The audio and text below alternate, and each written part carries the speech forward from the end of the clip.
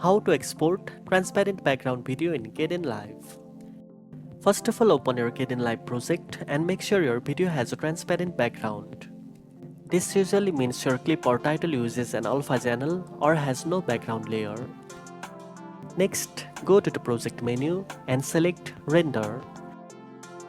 In the Render dialog, choose a video format that supports transparency. The best choice is usually WebM with the PP8 codec or QuickTime movie with the ProRes 4444 codec if available. Adjust other settings like resolution and quality according to your needs. Finally, click Render to File to export your video with a transparent background. Now you know how to export a transparent background video in Kdenlive.